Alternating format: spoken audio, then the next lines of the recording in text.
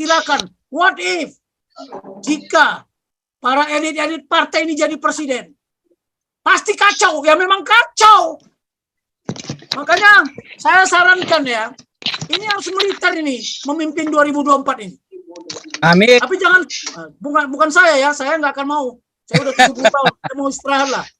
Mau menikmati hawa gunung, ya. Benar. Harus tentara yang mimpin ini, karena nggak tahu situ Pak. Benar. Itu belum saya jabarkan tuh. Kalau saya jabarkan tuh digunakan untuk kampanye itu. Iya kan? Coba orang seperti ini kok masih bisa dipertahankan di negara ini.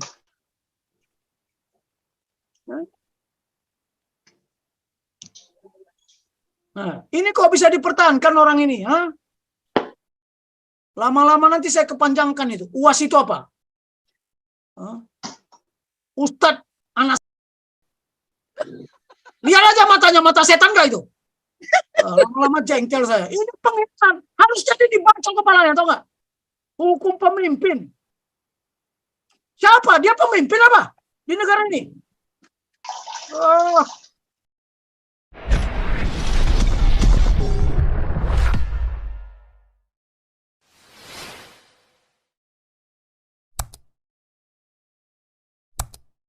Ini.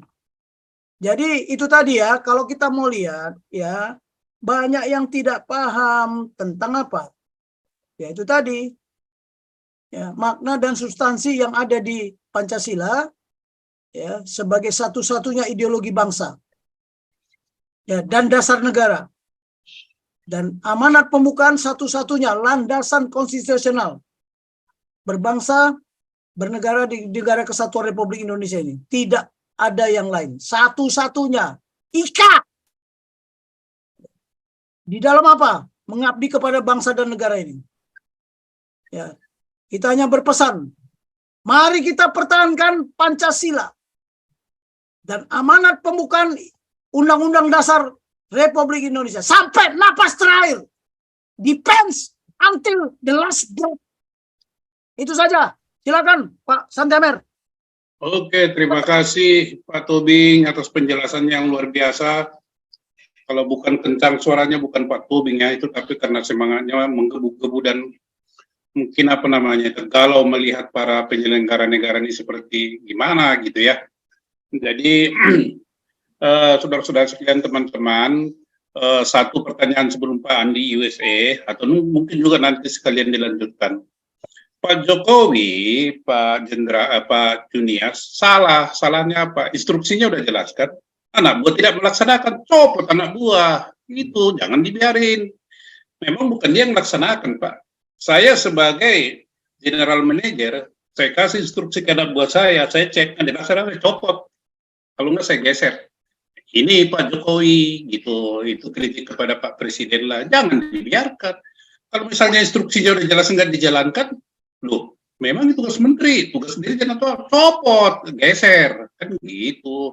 Tapi mungkin dia takut kepada partai, itu yang bikin. Jadi ini kembali lagi ke partai. Oke, lanjut Pak Andi USA, itu sebagai pembukaan aja. Terima kasih Pak. Lanjut Pak USA. Shalom, aloha Pak Jenderal. Merdeka melawan. Mana di Pak Andi ini? Sorry, ya kita nggak merasa kalau kita ini masih dalam penjajahan, dijajah orang Arab. Thank you. Ini loh Pak Toping ya, saya cepat aja, saya ada meeting ini in the next 5 minutes. Anyway, so jadi dari kemarin itu saya ini pengen marah, jengkel tuh gimana tuh Pak Paul kemarin bilang katanya semua penutupan perusahaan gereja semua ini itu adalah tingkah laku dari NU, ya kan? Nah. Kalau bicara dengan NU, menteri agamanya orang NU, terus si Maruf Amin ini bekas MUI ini orang NU juga, jadi udah dikontaminated, ya kan? Contoh soal waktu kejadian di pesantren Jombang, itu kan udah menterinya udah nutup, dibuka lagi kan, itu yang ada pencabulan banyak santriwati yang sampai banyak yang hamil segala macam.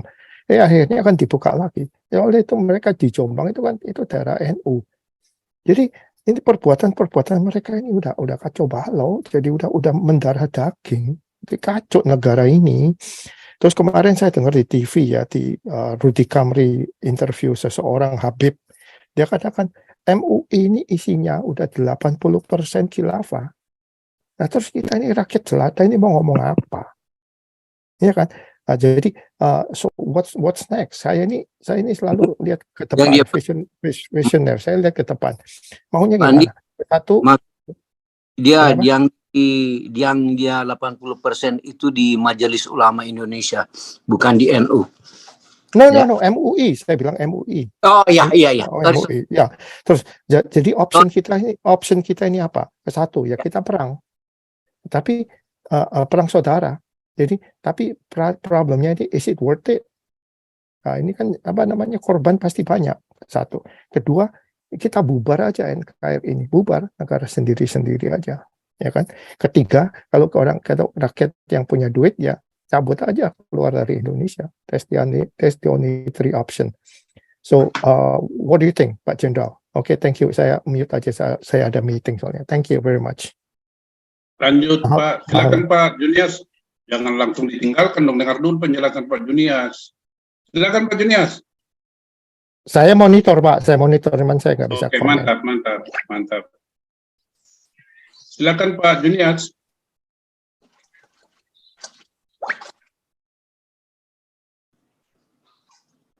Pak Junias oke. Di unmute Pak. Oke. Sorry.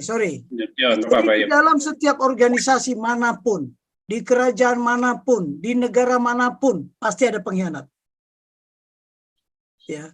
NU itu perjuangannya murni, tapi kita ya ada oknum-oknum kan, dia masuk terselubung. Saya sama Gus Nuril itu dekat sekali, nggak ada bicara-bicara begitu. Ya, mereka juga anti khilafah kok, tetapi ya boleh saja ya masuk ke dalam organisasi itu. Ya kenapa ya? Karena rekrutmennya di organisasi non-state actor ini tidak jelas. Iya. TNI aja rekrutmen sudah jelas saja terpapar kok. Apalagi itu tidak jelas. Jadi kita jangan, kalau menurut saya, mari kita fix problem lah. Ya. Find solution, not blame each other. Ya, contoh begini ya. Oh, kenapa kok Pak Jokowi tidak tegas? Ya terus ngapain? Saya bilang tadi ada organisasi di bawahnya tadi. Sekarang saya tanya, mission itu memang melindungi segenap bangsa Indonesia dari apa? Dari ancaman. Ancaman apa? Ancaman ideologi lain. Ya, ancaman budaya lain. Yang itu menjadi tugas siapa? Ada Depdikbud. Kalau ancaman penyakit, ada Menteri Kesehatan. Makanya diorganisir, ada satuan tugas. Ada satuan strategi, satuan departemen. Ada satuan operasional, ada satuan tugas taktis, ada satuan kerja.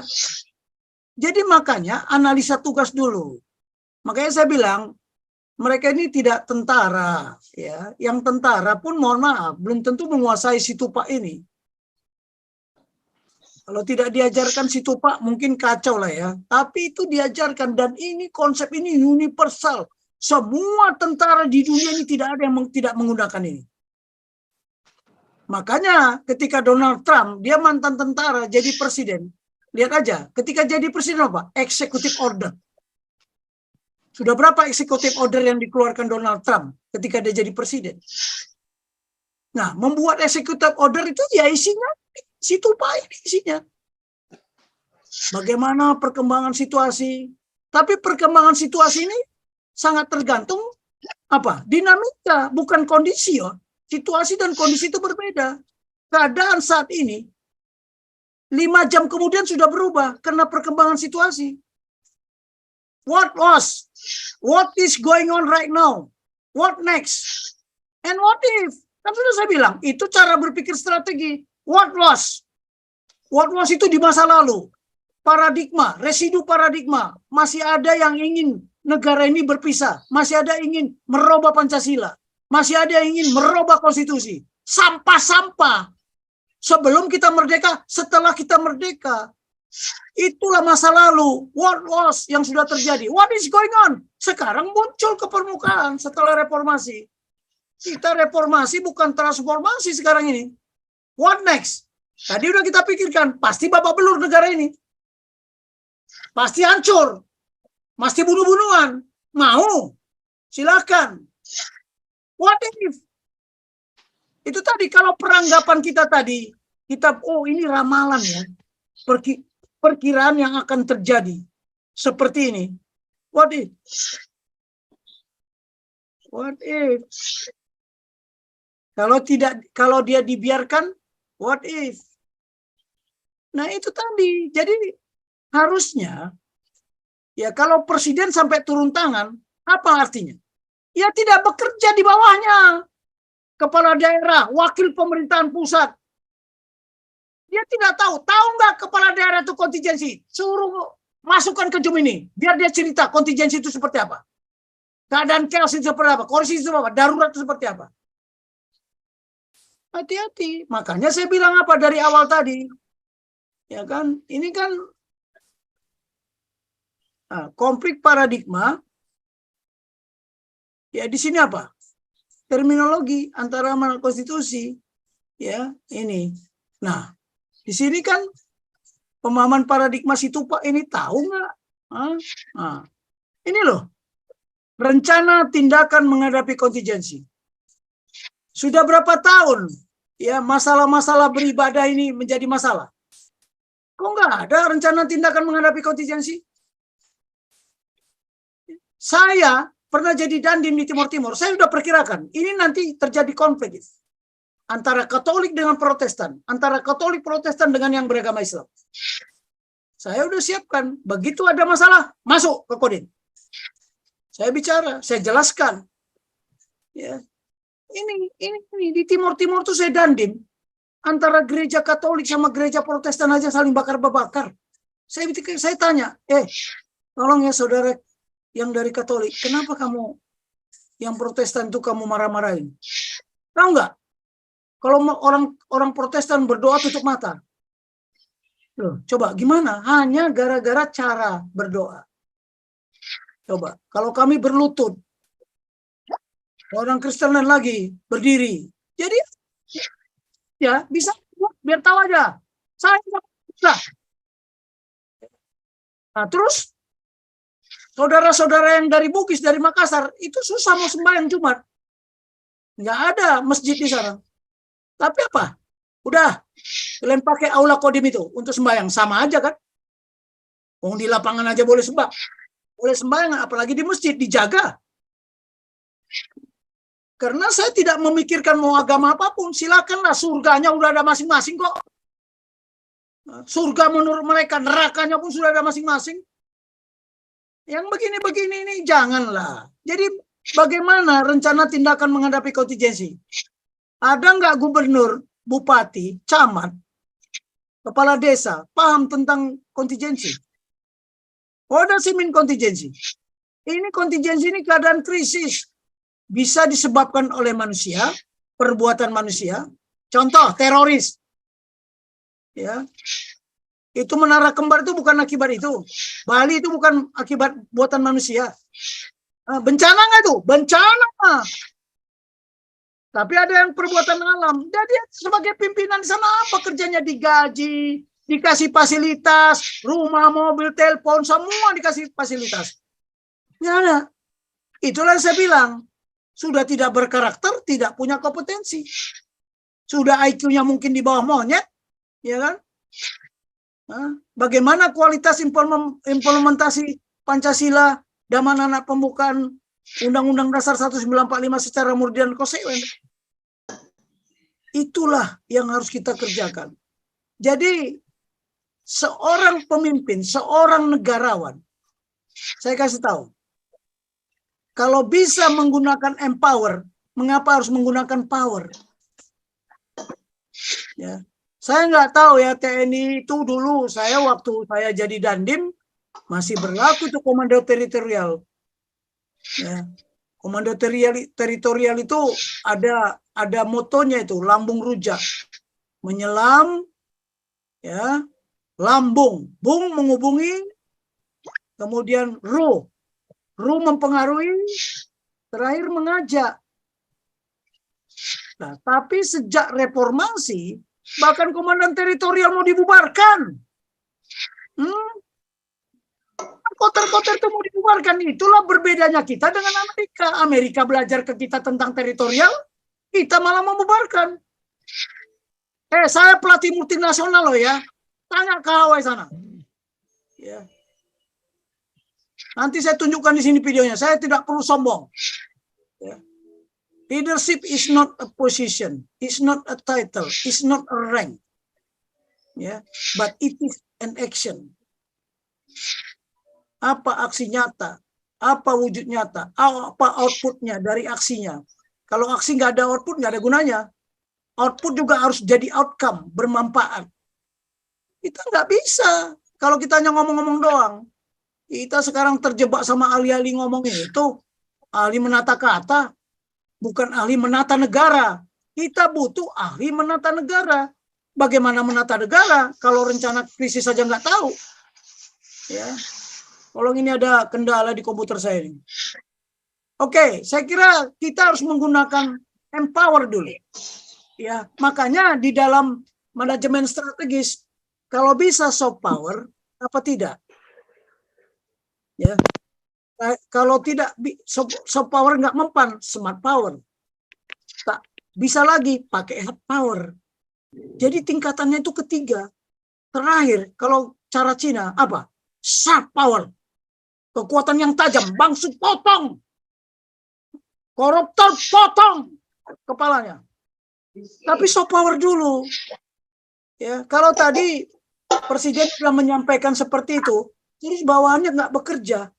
Itu tadi saya kan berkatakan, ada tugas limpahan, ada tugas yang dicari sendiri.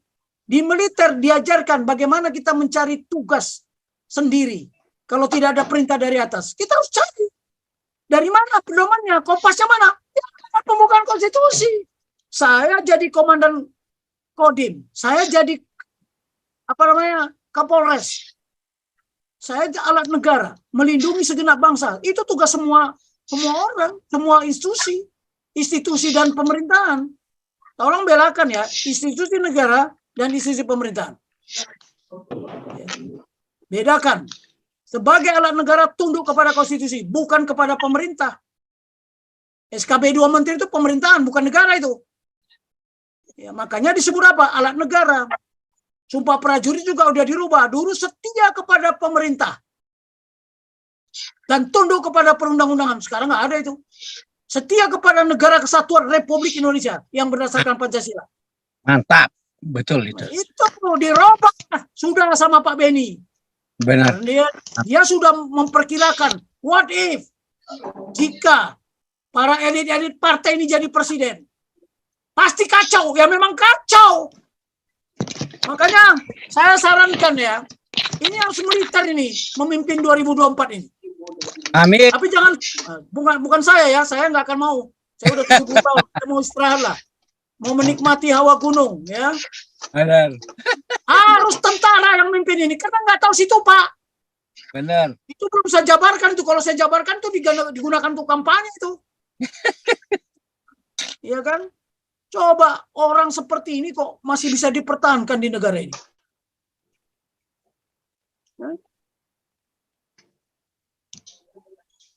Nah, ini kok bisa dipertahankan orang ini? Lama-lama nanti saya kepanjangkan itu. UAS itu apa? Ustadz anak. Lihat aja matanya, mata setan gak itu? Lama-lama jengkel saya. Ini pemimpin. Harus jadi dibaca kepalanya, tau gak? Hukum pemimpin. Siapa? Dia pemimpin apa? Di negara ini? Pak Tobing. Ini ada debat. Oke. Pak Tobing, siapa yang melindungi itu si untuk anak setan itu? Pasti ada backingannya, itu yang dipenggal dulu. Ya sudahlah, kan sudah kita dilahirkan oleh Tuhan dulu. Adam dan Hawa sudah makan buah pengetahuan yang baik sama buah pengetahuan yang jahat. Ini aja 2 orang aja nggak sama pengetahuannya, beda kan? Nih, itu yang saya bilang konflik. Nah, Pak Tobing, Kita ini enggak Saudara, ya. jujur. Bilang Jadi aja dia gini, Maruf Ya. Amin. jawaban saya ke Pak Teddy, Pak siapa tadi, Pak Andi ya, karena udah meninggalkan lapangan pertempuran. Jadi saya bilang, Katanya kupingnya sakit. Kupingnya sakit. pokoknya, Kupingnya sakit. oh iya, jadi kita jangan bilang ini konstitusi salah, ini salah. Tidak ada yang melindungi konstitusi, makanya kita tidak bisa merdeka. Itu tadi si Michael Bloomberg itu bilang apa? Ya kan? Ini kan jelas dia bilang apa ini? Michael Bloomberg is no defender. Defender itu apa? Defender itu yang apa? Laskar-laskar, patriot-patriot yang mempertahankan of the Constitution. Ini gimana cara menghilangkan ini ya? Nah, itu jadi sorry aja lah ya. Saya bukan apa-apa, tapi kita bicara bukan karena saya ya. Bukan saya ingin memaksa. Ya, bukan supaya semua orang seperti saya. Tidak, kita. Sejak reformasi kita hilang kekitaan. Kita hilang kekitaan. Tapi lebih cenderung ke kamu-kamuan, ke kami-kamian. Kekitaannya hilang. Bhinneka Tunggal Ika. Tanhana Dhamma Manggurua itu hilang. Hati-hati. Oke, silakan tanya berikutnya. Saya Pak,